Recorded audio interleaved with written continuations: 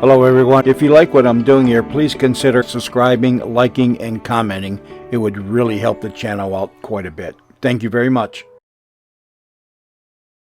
The CBS Radio Mystery Theater presents...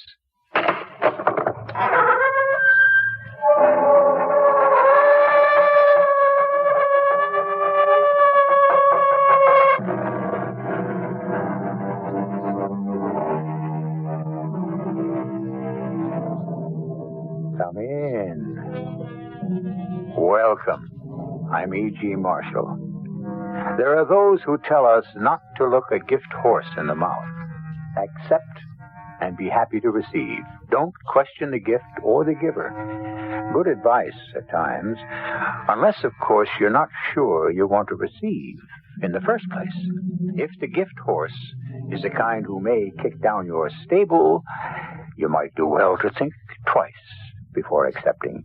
I have your briefcase, Mr. Sloan. You left it in my taxi yesterday, remember? I thought you might appreciate... Briefcase? I didn't lose any briefcase. I don't know what you're talking about. But I know this is your briefcase. You were carrying it along with your squash racket, and you left it in the back seat of my cab. Look, you got the wrong man, mister.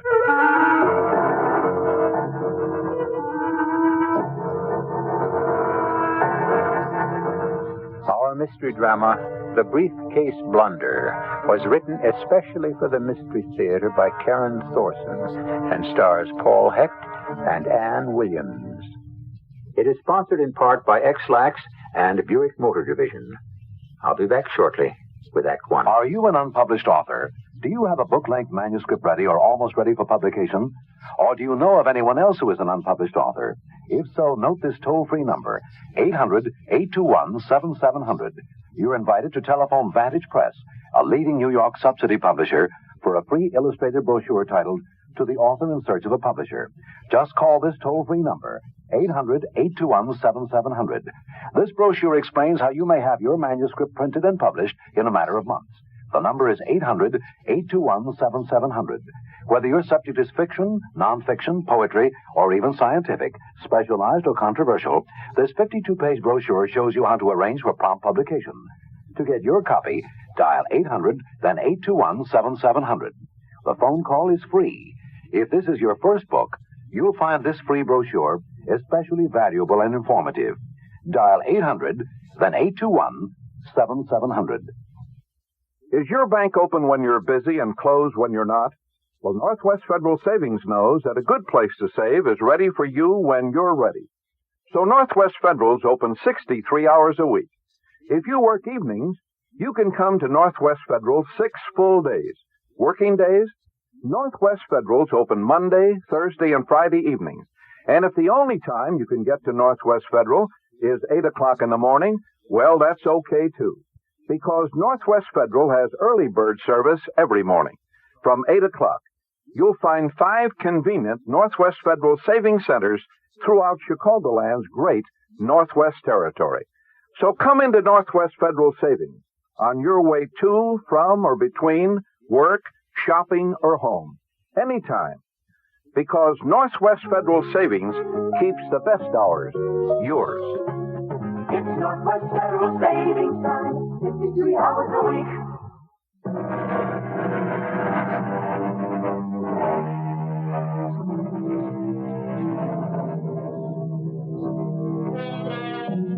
Taxicabs can be lonely places, solitude on wheels, a curious throne with the world on the other side of your windows and strangers staring down the back of your neck.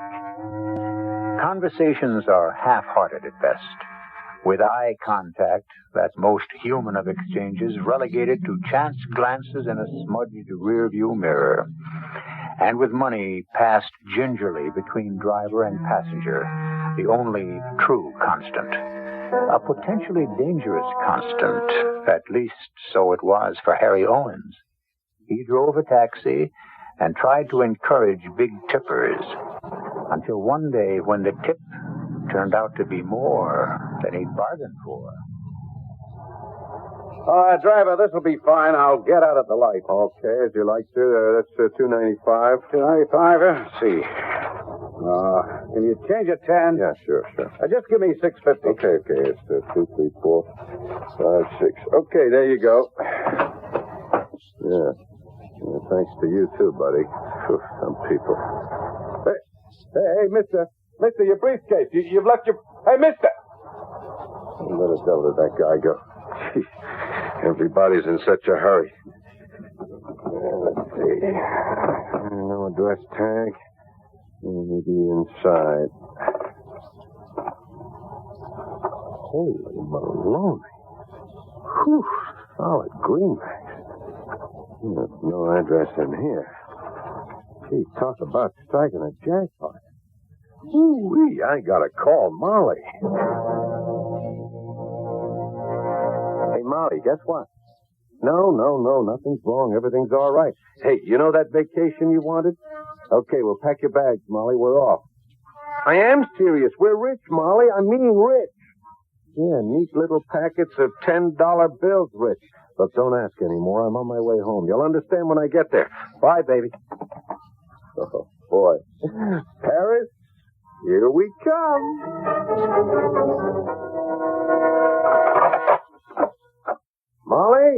Molly, I'm home. Harry? Now, what is this? What on earth? Just look here, Molly. Look at this. Harry! Yeah, that's a trip to Paris and a new taxi cab of my own. I'll start my own fleet. I don't understand. There's not much to understand. I found it on the back seat of the cab. No address, no nothing. We are meant to have this, Molly. Meant to have it? Yep. Oh, but Harry, people don't just go around leaving briefcases full of money. There must be more to it than that. What more do you want?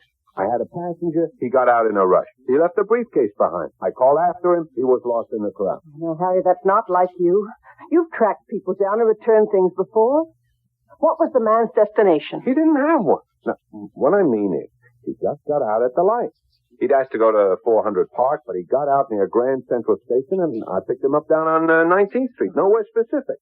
So how do I trace him? He didn't talk much. He didn't even say thank you. He just ran off into the crowd with his squash racket and left us the briefcase. Squash racket? Yeah, I guess with that in his hand, he didn't miss carrying the briefcase. You know, when No, wait a minute. Now, if he had a squash racket, he must have been playing squash. Well, let's look in the yellow pages. Maybe there's a squash court down on 19th Street. Molly! Now, here we go. All right, a squad, square dance, Molly. squash court. Look, Harry, a tennis and squash club right on 19th Street. Yeah. You must try and find him. Molly. Well, I'm surprised at you, Harry. You've never done a dishonest thing in your life. This money isn't ours, and you know it. Now, if you return it, there's probably a reward. From the looks of it, there's enough there for a crowd. Yeah, that's just what I mean. It's a fortune landed right in our laps, all our dreams. Just count it, Molly. Think of all... I wouldn't touch the stuff. It's not ours to count. Now, I don't want to hear another word until you've done everything in your power to give that man back his money. Yeah, but... Now, go to the squash club on your lunch break tomorrow. Oh, do it, Harry. You'll feel a lot better inside when you've done it. You know you will.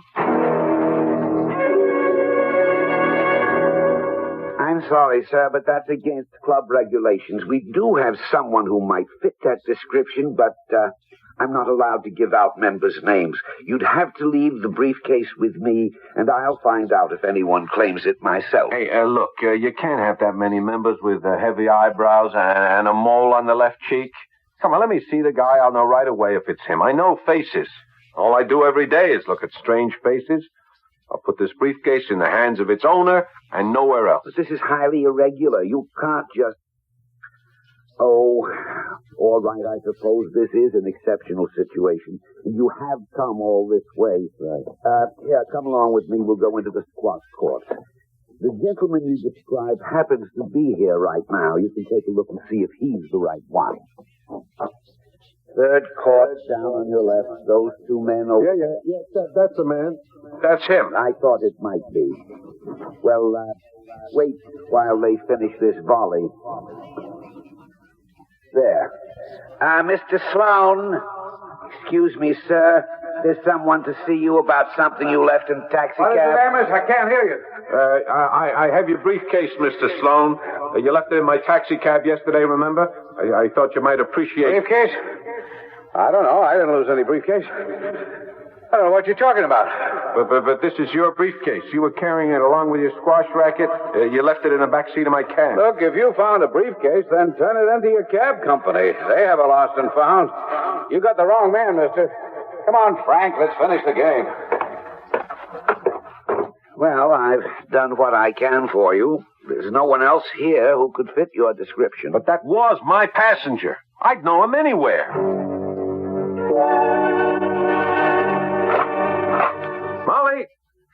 Molly, it's ours. What's ours? What are you doing home at this hour again? Oh, no, Harry, you've still got that... I got it because the man wouldn't take it. I found him. Sloan, his name is, right at the squash club. And when I tried to give him the briefcase, he refused to take it. Refused it?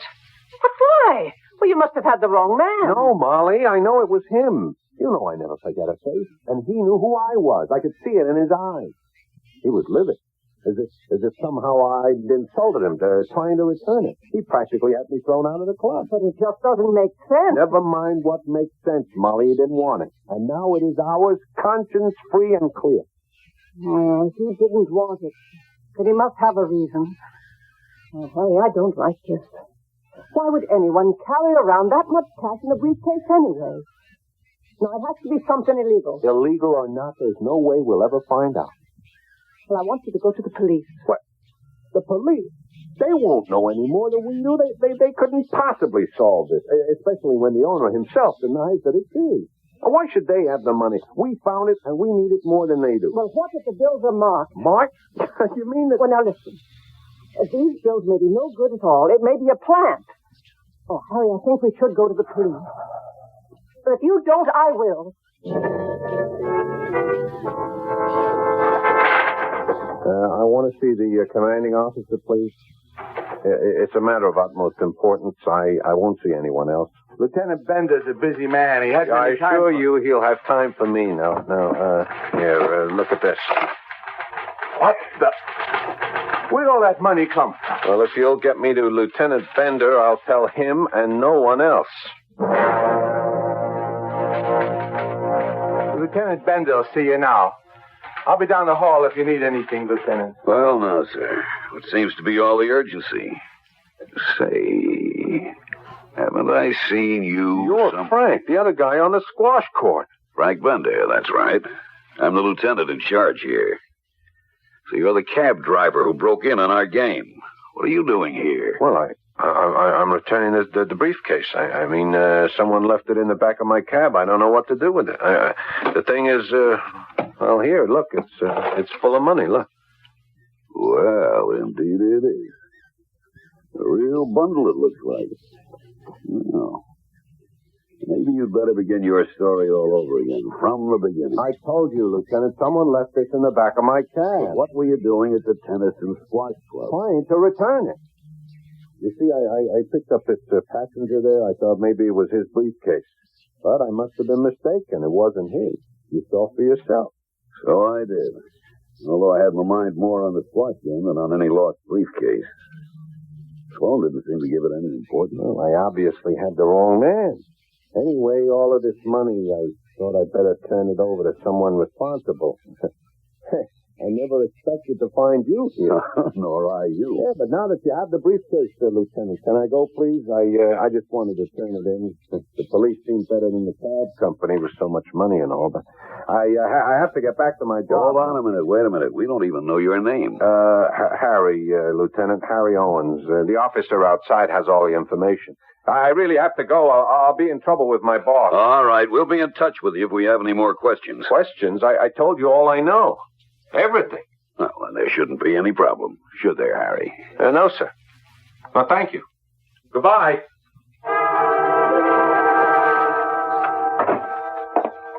That you, Harry? I am off. Well, here we are, back in the poorhouse. You turned it in then? Yeah, I turned it in. It's funny, by the time I handed it over, I was almost glad to get rid of it. Oh, you did the right thing. You know, Molly, I haven't told you the half of it. The strangest thing happened. I asked to see the commanding officer, you know, the way we'd agreed, and he was the same man I saw on the squash court. I don't understand. My passenger's squash partner. I recognized him as soon as I was brought into his office, and I knew his name, Frank. Sloan called him Frank as I left, and sure enough, Lieutenant Frank Bender sitting right there in front of me, head of the whole precinct. Sloan's squash partner. That's strange.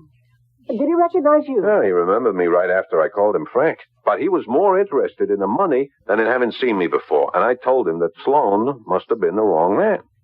Was he, Harry? No, he was my passenger. It was his briefcase. I always check the back seat after each passenger. And I always remember a face. This is all very strange. A man who loses a briefcase full of money and then denies it's his. And his squash partner who turns out to be a police lieutenant. Head of the precinct. Yeah, well, anyway, it's no longer our problem. I'm glad to have it out of the way. It was never... Who could that be? Well, I'll go see. Can I help you? No, lady. But your husband can.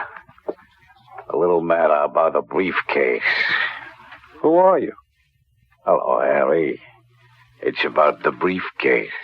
Who are you? Just call me Joe. My boss sent me for his belongings. I think you found something of his. Oh, yeah, I found a briefcase. Sure, how did you find me? My boss traced it through the cab company. He makes a habit of memorizing cabbage numbers. You know, the little card up on the dash, it comes in handy sometimes. So, where's the case? I don't have it. You don't have it? No, I turned it over to the police. Police? When'd you do that? This afternoon. And what did you tell them? The truth. I found it in my cab. I didn't know how to return it. And they said? Nothing. What could they say? They were as puzzled as I am. But if your boss lost it, all he has to do is go to the 17th precinct. They have it there. Unless there's some problem. No. There's no problem. We'll pick it up tonight. Thanks for nothing. Well... I knew I hadn't heard the last of it. When I left that police station, something told me it just wasn't going to be all that easy. Harry, if that man's boss really owns that briefcase, then who is Sloan? And why was Sloan with Police Lieutenant Bender? Molly, I don't know. I just hope we never see or hear from any of them again.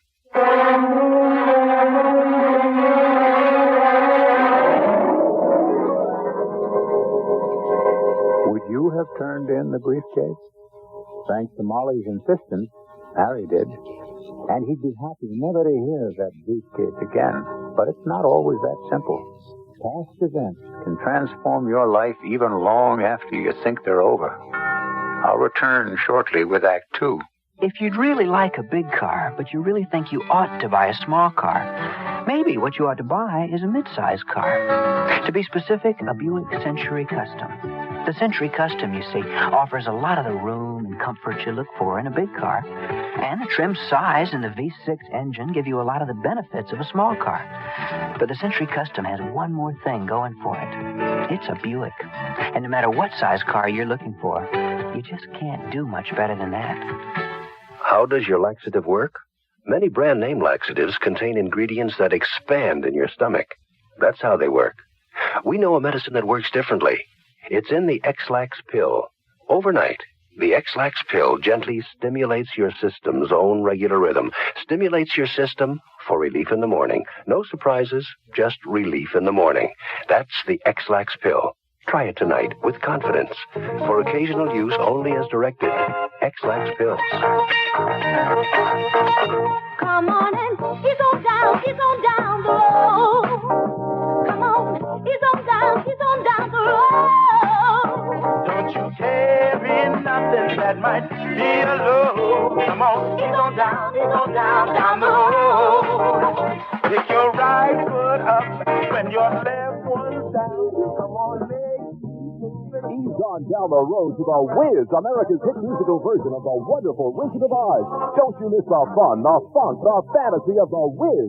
Live on stage at the Schubert Theater, Monroe at State Street. Tickets available at the box office and all Tickets Run outlets. Or reserve tickets by phone. Call 236-8240. 236-8240. The Wiz is a wow. Only 3 weeks left, so do yourself a favor and get tickets. The Wiz must host Saturday, June 11th. The Wiz at the Schubert. You don't want to miss it.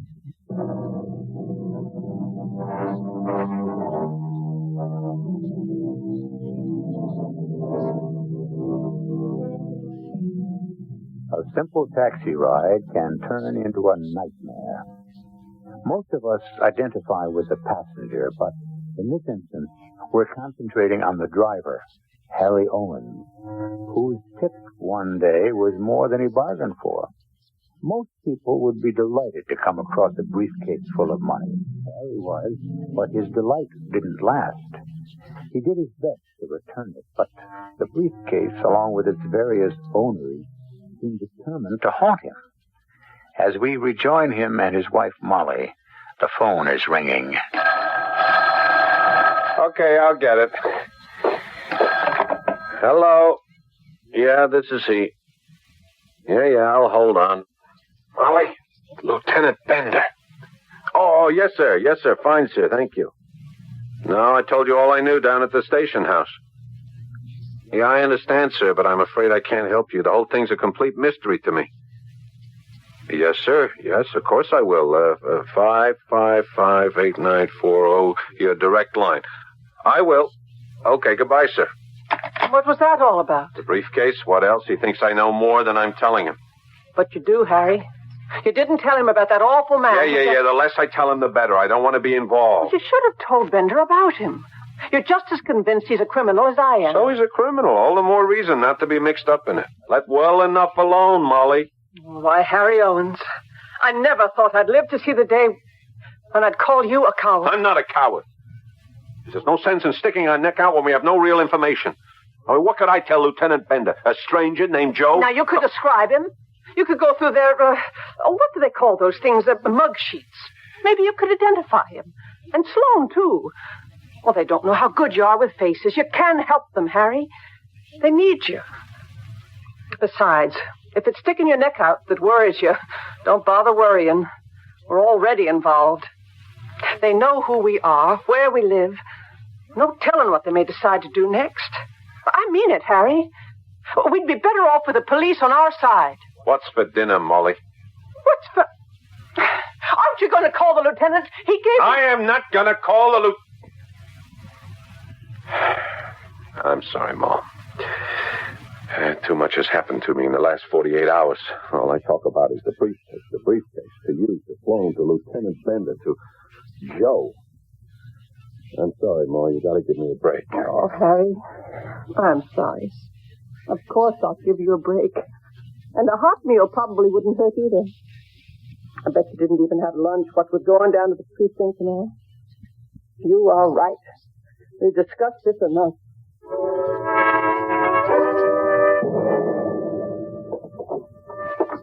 Is that you, Harry? How was your day? Okay, I guess. I went to see Lieutenant Bender. You did? Oh, I'm so relieved. I knew you'd come round. Well, I couldn't help thinking about it, driving around in the cab, and I figured... Well, you figured right. Well, I went through some mud seats, and I did recognize Joe. A picture taken last year when he was arrested on some minor assault charge. He's some kind of errand boy for the tough guys. He does a lot of their dirty work. He's done time, but never longer than a couple of months. Oh, Harry. Anyway, Bender was real pleased. He said he's given us police protection for the next week or so. Look out, across the street and a tail on my cab. It's real cops and robbers stuff, Molly. They even gave me a direct line to the station house, monitoring my cab radio. Looks like we're really onto something. Sounds like you've joined a new club. Oh, I always liked detective work ever since I was a kid. You know how I make a habit of studying faces? It's all the same game. And Sloan? Did you find out about him? No, not really. I told them he was, without doubt, my passenger and somehow involved with the briefcase. But Bender said I should leave that part to him. Apparently, he suspects Sloan of something, but he won't tell me what. Harry, you will be careful. Of course I will. All I'm to do is keep on the lookout for anything new. And keep in touch with Bender every hour or so. He'll be meeting with Sloan tomorrow morning. I think he has some kind of a plan. Good game, Sloan. You were ahead of me all the way. Say, you know who walked in the other day? No. That funny little guy, the taxi driver who came in here one day looking for you. Finally turned in that briefcase, not to his cab company, but to the police. And of all people, right to me. Hey, You're kidding. I'm not kidding. And what's more, you'll never guess what was inside the briefcase. Money. $10 bills, all in neat little stacks. $40,000. 40,000? Why, that's impossible. Like I say, you're kidding. 40,000 smackers. I'll bet you wish you'd hung on to that briefcase. Huh? Oh, well, if I'd only known, sure. So, what'd you do with it, Frank? Have you tracked down the owner? No, not a chance. Not a clue. Just a taxi driver who seemed to want to get rid of it as fast as he could. He seems, scared of something.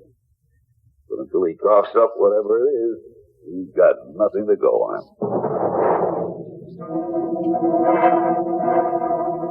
Hello, Joe. It's Sloan here. They're onto that taxi driver. And the little crook, he lifted 10 grand of the bread for himself before he turned it in. Yeah, but it's perfect now. We have a handle on him. We can scare him into being quiet for sure. No, he doesn't really know anything. But I want to make sure he doesn't get curious. He's stirred up enough dust as it is. Yeah, that's it. A little meeting down at the garage. You know what to do.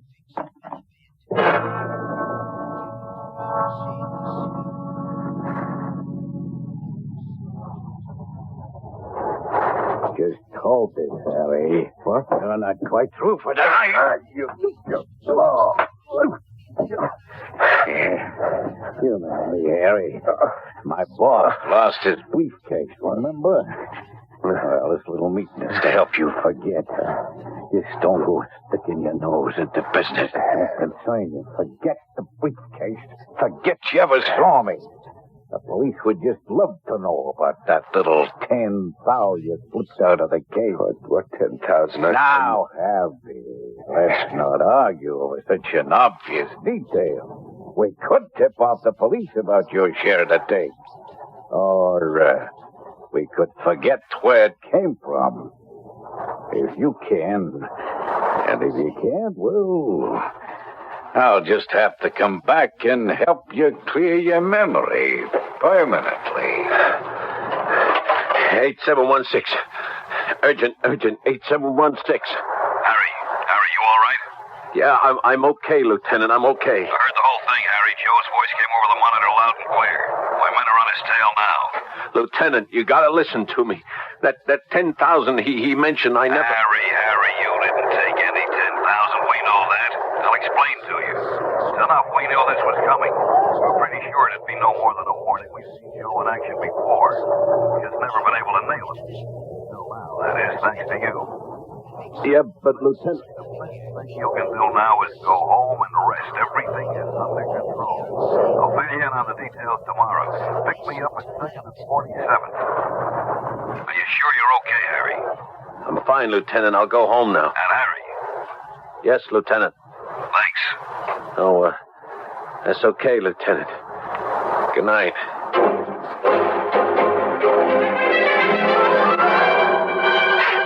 I'm sorry, honey. I know it hurts. We'll have this bandaged up in a minute. Can you tell me once and for all just what happened? I can't make head and tail of your story. Well, I can't tell you any more than I've already told you. Joe was waiting for me in the garage. He told me to keep out of his business and forget all I know, or he'd tell the police I took 10 grand out of the briefcase before turning it in. But how? How would I know how? All I know is he thinks I have 10,000. 10,000 I never took. But Lieutenant Bender is sure you don't have. Right. And how does he know? I don't know. He trusts me. Oh, I don't like this. Someone's setting you up. Molly, I'm meeting with the lieutenant tomorrow. He's going to explain everything. He told me he would. You really trust the lieutenant? Of course I trust him. What do you think? Well, I'm not so sure I trust him myself. Molly. Now, what if all he wants is a share of that money for himself? But he doesn't want it. Now, look. I don't know how he got to Joe, but he sure knew Joe was coming. And he heard all that Joe said over your radio, thanks to his monitor. Oh, he was on the squash courts with Sloan. You can't forget that. It's all a little too pat. Well, how much money was in that briefcase? I don't know, 50,000, I think. So if Bender wants to keep 10 for himself, he simply declares that the briefcase held only $40,000 when you turned it in. Molly, you can't think... Well, I not only can think, I do. I don't know where all that cash came from in the first place, but they got their hooks into it and into you. I'm quite sure of that. Now, stop it, Molly. I'm not going to think this way. I do trust Bender. I've been dealing with him. I know him. You don't. I know it all sounds confusing tonight, but I'm sure he'll straighten it all out tomorrow.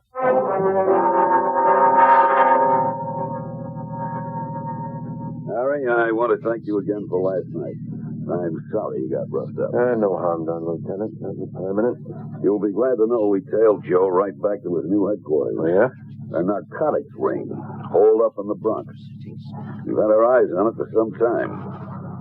I guess you're wondering how we knew Joe would be at the garage and what that business about the $10,000 was. Yeah. What? You remember Sloan? Sure, of course. Well, I gambled on your talent for remembering faces and decided to find out if Sloan was indeed mixed up in all this. Now I know that he is. How's that? Well, when I met Sloan that next day for a squash game, I mentioned you'd turned in the briefcase. Sort of a small world. What a coincidence tale, you know. I told them that the briefcase contained $40,000 in cash. $40,000? That's just what Sloan said. Oh, it was obvious it struck a nerve. He knew there was $50,000 in there just as well as I did. $50,000, but you... Why the surprise, Harry? That's what you turned into me, isn't it? Yeah, but I just thought... You thought I might believe that you took it. Well, I did think someone might be setting me up for a frame. Not a chance. You gave us $50,000, we still have $50,000. You see, the minute Sloan heard $40,000, he figured you took 10 for yourself. And he figured he could blackmail you into silence with a threat from his flunky. Joe has to be working under his orders because no one but Sloan could have told him about you and the missing $10,000. The $10,000 I never took. The $10,000 nobody took. But unfortunately, none of that will ever stand up in court. In order to tie Sloan in with Joe... And the narcotics ring. Oh, you catch on quick. Now, in order to tie them all in together, we have to set a new trap. You say we, I mean we. With your help, Harry. That is, of course, if you're still willing to help. Lieutenant, I'd be proud to help you.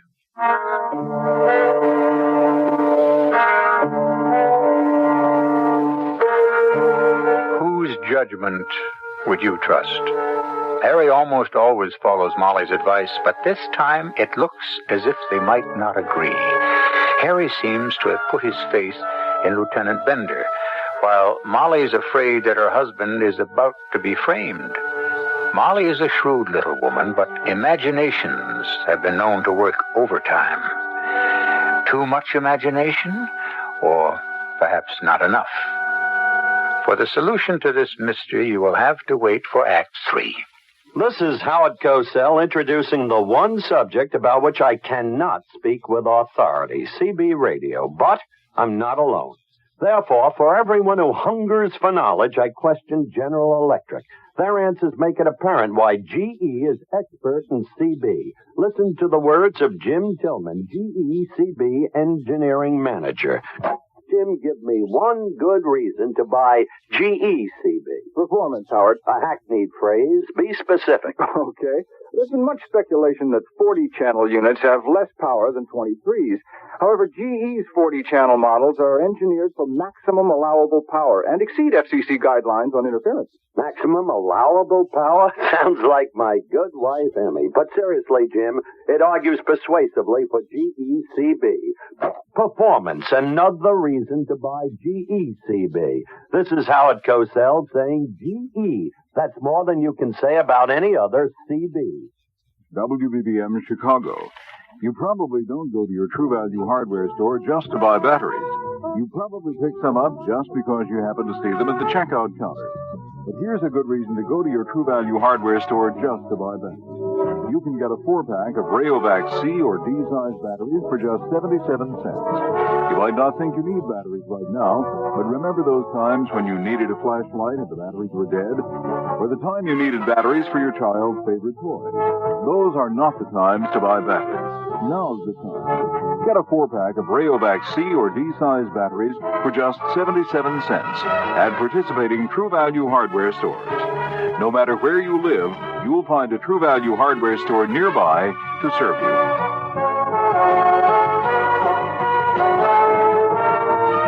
True Value Hardware is more than just a name. It's a way of doing business that means True Value.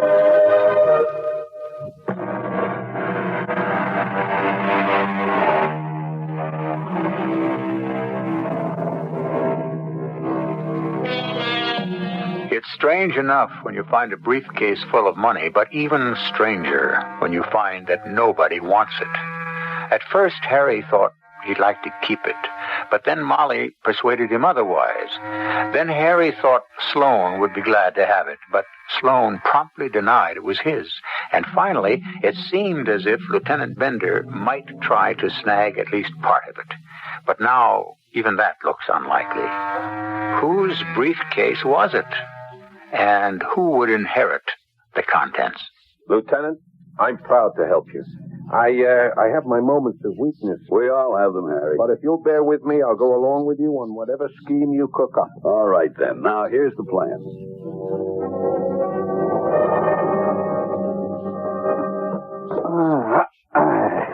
That's just what the doctor ordered, huh, Frank? A good massage after a good game. Oh, gets all the kinks out, that's for sure. I don't know what I'd do without these squash games to break the routine. I always come out of the shower feeling like a new man. Yeah, ready to tackle the day all over again. Well, almost. Days like today, I wouldn't want to repeat. We still have 2 homicides, 1 suspected arson, 7 unsolved petty thieveries, and not to mention that crazy briefcase full of cash that's still sitting around unclaimed. Oh, yeah. The taxi driver's big find, huh? That's the one. No one else seems about to step forward and claim it. Strangest thing. No cash robberies, no missing property, no clues at all. I'm afraid it'll have to go down on the books as unsolvable. No leads left to follow, huh? No leads, and no time, and no manpower either. Oh, well. Hey, how are you doing on that narcotics case? The same run around, one false lead after another. What happened to that big shipment you got wind of? Just disappeared into thin air. Oh, the drugs got into the country, all right. We've seen signs of them on the street. But my tip-off turned out to be some penny ante side order, no more than a couple of ounces. Hardly worth busting. They fed you just enough to keep you busy while they snuck in the big stuff. Yeah, looks that way. And I don't want to turn in the little guys when it looks as if I have a chance of bagging the big one, you know?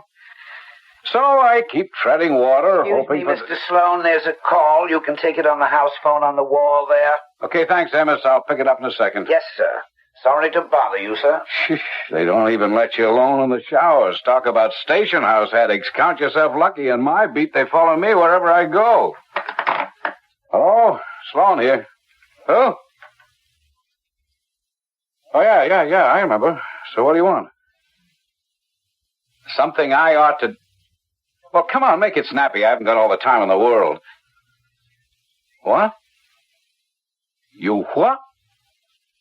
Well, look, I can't talk to you over the phone.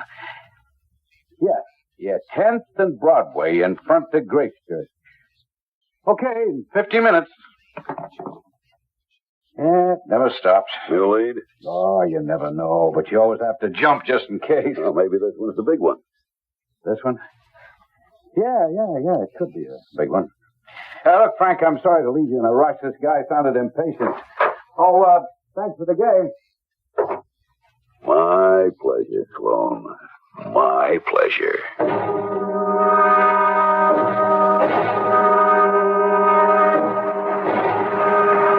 Make like a passenger. Get in the back. Okay, now what's this all about, Owens? Yeah, a little different than the squash courts, eh, Mr. Sloan? Maybe I look a little more familiar to you in my taxi cab, is that it? So I remember you now, big deal. Now, what is this story you were giving me over the phone? You say you saw me. Right, Mr. Sloan. I saw you, all right. And I saw more than you. I saw you with Joe. Joe? Joe who? Well, I don't know what you're talking about. Come on, Sloan. We're past that kind of pretending. Try a little harder. I know a lot more than you thought I knew. You see, I followed Joe when he left my place. Tailed him, I think you'd call it, and I continued to follow him over the next couple of days. I don't like strangers busting into my house. Oh, I still don't see why they should matter to me. I have to spell it out for you, do I? All right, then, Sloan. I find a briefcase full of money, which I tried to return to you. You deny that it's yours. You even look insulted, as a matter of fact. And then you send your friend Joe to pick up the briefcase, for of course it is yours, at my house.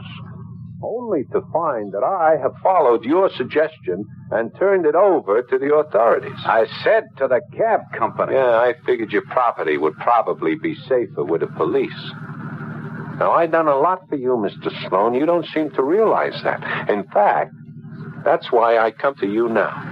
I thought you might be a little more appreciative. Appreciative?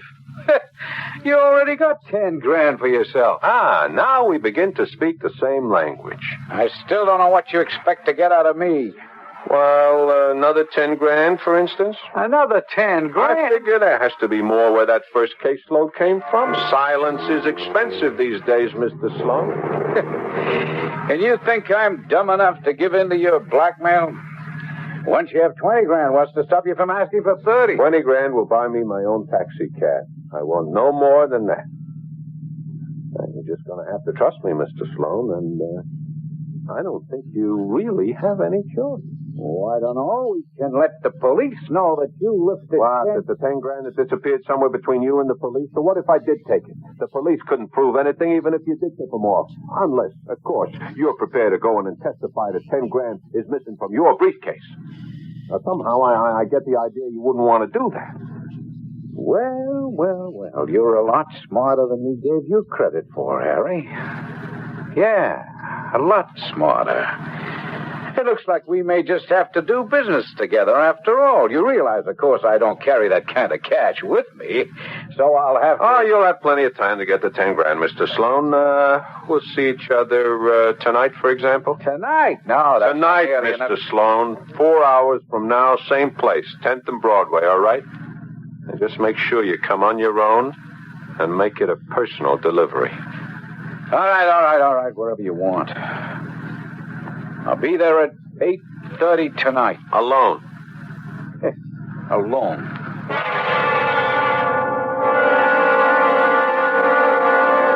Hello, Molly? Oh, hi. I called to tell you not to wait dinner. I have a meeting with Bender. No, I did see him this morning. I just have to see him again. Yeah, he explained the whole thing to me. There is no missing 10 grand or anything. I'll tell you about it when... What? No, nothing dangerous, Mal. Just a little more detective work. Anyway, I got to run now. I'll be late. Oh, and Mal, I love you. Bye.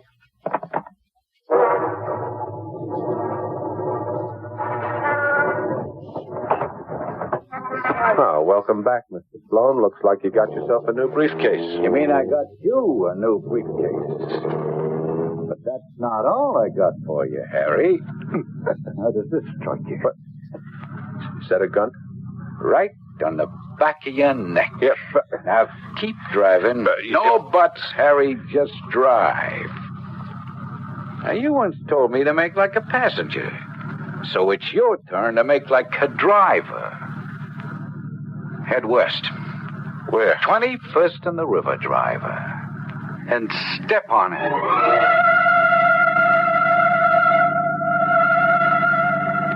Okay. Make a left here, Holmes. Hey, that's a dead end. Make a left. There's a friend of yours here who's been waiting to see you. All right, now pull up here.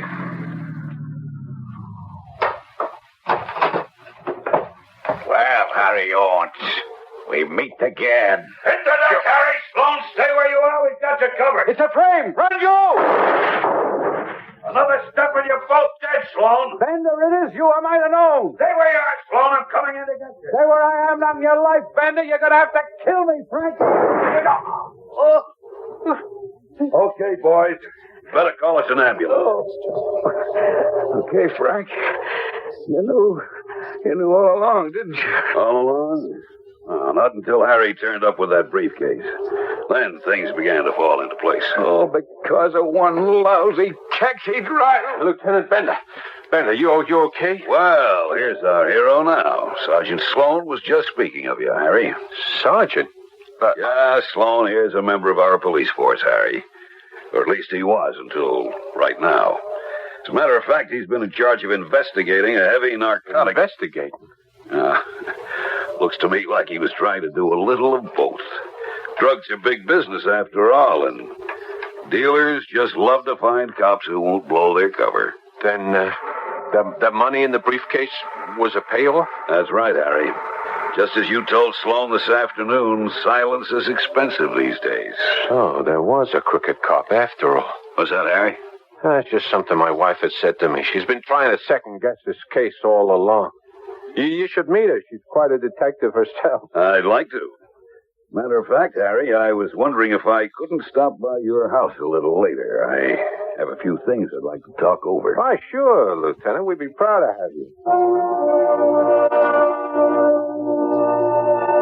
Oh, no, Lieutenant. I knew perfectly well that tonight had to be something crucial.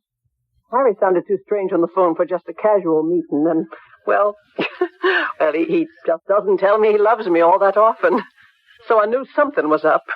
To see him walk in that door. Well, Harry was right. You would make a good detective, Mrs. Owens. And that brings me to what I wanted to talk to you about tonight, Harry. Beyond thanking you for all of your help in this case, I wondered if you'd consider helping us on a permanent basis as an undercover policeman. An undercover? You could keep on driving a taxi. In fact, we'd want you to do that. What I mean is, you drive around as usual, but keep your eye open for trouble, and we stay in touch by radio. Hey, that sounds pretty exciting, Lieutenant, but I'm not so sure that the cab company... Oh, we'll take care of that. We'd probably have to buy you your own cab. But you see, Harry, now that we have all that cash from the briefcase, we can use it to beef up the force. After all, without you, we wouldn't have had anything. Not the briefcase, or Sloan, or even Joe. Not to mention the drug busts we'll probably swing in the next couple of weeks. Oh, Harry, I told you something else would come along. What's that, Molly? She's talking about having my own cab. You see, it's something I wanted for a long time, and, well, when I found the briefcase, You couldn't help thinking that all that cash could turn into a cab of your own. Yeah, I'm afraid so. Well, of course you thought that. Anyone would. But what counts is the bottom line, Harry. And you opted for honesty. And that's why you'd make a good cop. And why Sloan was a bad one. That's right, Molly. Well, Harry, what do you say? You just hired yourself a taxi, Lieutenant. I'm your man.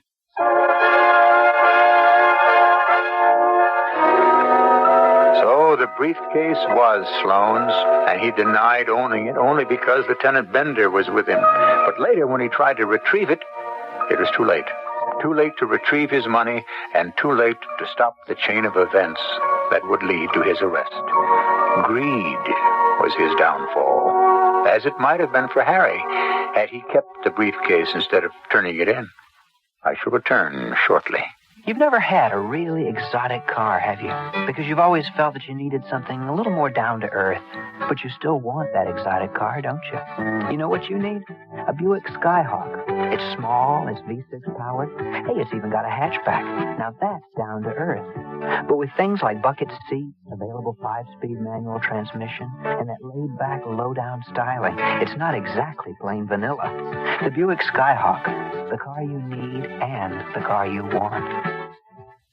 Every car's engine needs protection, and Quaker State Motor Oil can help protect any car's engine.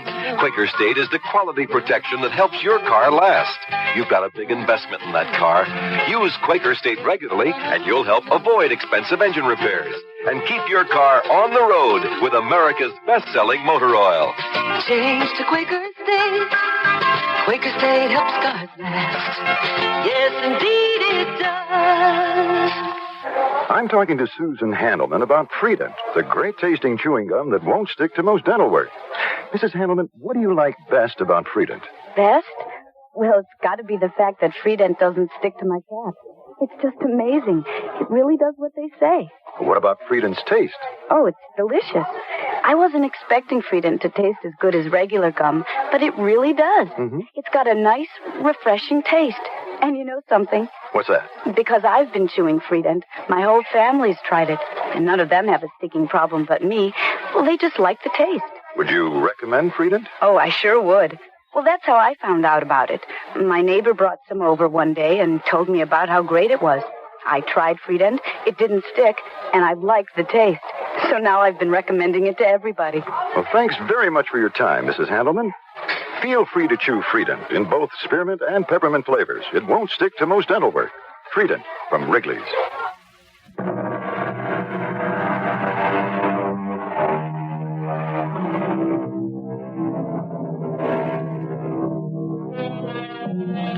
The chance forgetfulness of a crooked cop, the sharp memory of a lonely taxi driver, all unexpected ingredients without which our mystery never would have existed, without which Lieutenant Bender never would have cracked his narcotics case.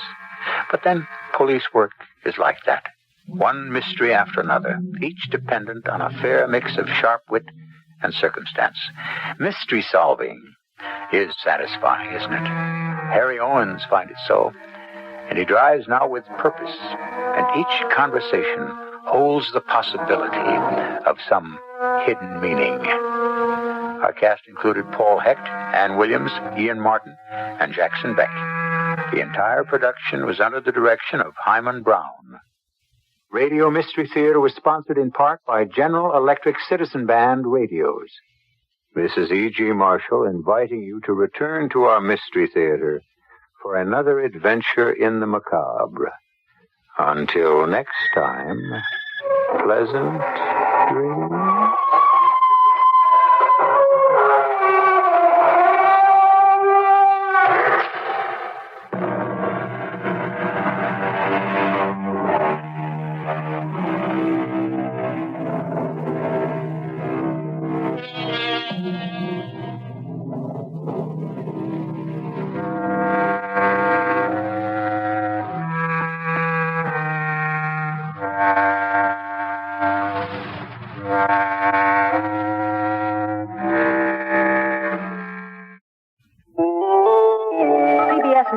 The sun is rising over France, where a threatened 24-hour general strike could bring the country to a standstill. I'm Rita Sands reporting on the CBS radio network. France's two most powerful union groups plan to stage mass protest marches against the government in Paris and in other major French cities Tuesday. They're angry over Prime Minister Raymond Barre's austerity program and rising unemployment. More than 5 million workers are members of the main union groups committed to the strike, representing over 1/5 of the French workforce. Most factories and stores are expected to be affected. Most banks are expected to close. Little, if any, mail will be delivered, and no subway trains are expected to run in Paris. Officials at the Prime Minister's office say they prefer to view the work stoppage as no more than, quote, a flash in the pan, end quote. More news in a moment. If blindness or other physical handicap prevents you from reading, we will send you free by mail selections recorded from leading magazines and newspapers. This is Max Morath speaking for Choice Magazine Listening. It's a project of the nonprofit Lucerna Fund. If you want a free subscription to Choice, if you want to receive on phonograph records 8 hours of stimulating listening every other month from the New Yorker, Natural History, Wall Street Journal, Sports Illustrated, Esquire, the New York Times Magazine, many more. All you have to do is let us know. It's all free. And we'll even tell you how to get the special record player required on loan, free, from the Library of Congress. Our address is Choice, Box 10, Port Washington, New York, 11050. Have you got that? Choice, Box 10, Port Washington, New York, 11050. Officials in the mining town of Cobalt, Canada, say they suspect arson is behind the fire that destroyed about a third of their town, reducing 60 buildings to ashes. There were no fatalities reported. The fire in northern Ontario is still smoldering but under control. The most pressing problem right now is finding shelter for hundreds of people who lost their homes in the fire. A congressional report recommends partially lifting the U.S. trade embargo with Cuba. New York Representative Jonathan Bingham, who visited Cuba in February, authored the report. I think if we lifted the embargo with respect to foodstuffs and medicines, going both ways, that would probably be enough so that we could get the Cubans to negotiate about other things. They are primarily interested in importing grains from us. Bingham also recommends that the U.S. negotiate with Cuba and other Latin American countries agreements similar to the 1975 Helsinki Accord, outlining goals on human rights and mutual security.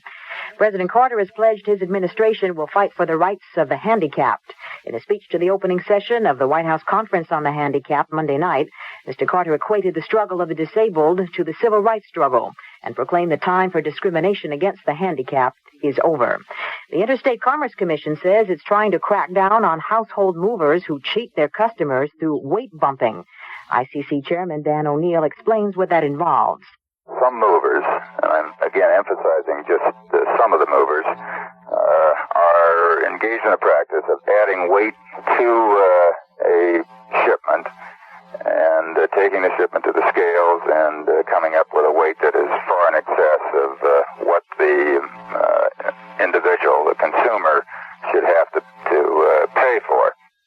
O'Neill says the commission has examples of weight bumping that have cheated consumers out of more than $500 per move.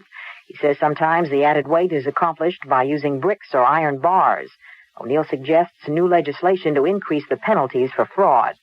Tuesday, Vice President Mondale reports to the president on his 9-day diplomatic tour of Europe. He says the U.S. and Britain are in complete agreement on how to achieve black majority rule in Rhodesia and Namibia. Now this. Dubonnet. Smart people have enjoyed it for years. Before a meal, you should try Dubonnet. It tastes so good, not too dry and not too sweet. It makes the meeting quite complete. Before, yes, before. The time is right for Dubonnet. The people who drink Dubonnet, they drink it before lunch, before dinner, before any of their friends have tried it. Dubonnet, red or blonde, on the rocks, with a twist, with soda. It all started in France. Where else? Try it before. It'll make whatever comes after that much better. We're proud to switch to Dubonnet. It's part of living life our way. Let others try another drink. We'll sip on Dubonnet and think before, yes, before. The time is right for Dubonnet. Dubonnet, an aperitif wine, product of USA Dubonnet Company, New York, New York. A college student in Massachusetts recently received a ticket for driving during the rush hour in a special fast lane reserved for vehicles with extra passengers. Robert Pellegrino says he did have an extra passenger, a dummy, but the state trooper didn't buy it. Pellegrino drove home with his dummy and checked his dictionary under occupant, which is how he defines his traveling dummy. It says occupant is one who occupies a space. Pellegrino says an occupant taking up space other than the driver's is the passenger. He says he'll ask a lawyer whether it's worth fighting the $10 fine. I'm Rita Sands, CBS News. News Radio 78, WBBM, Chicago.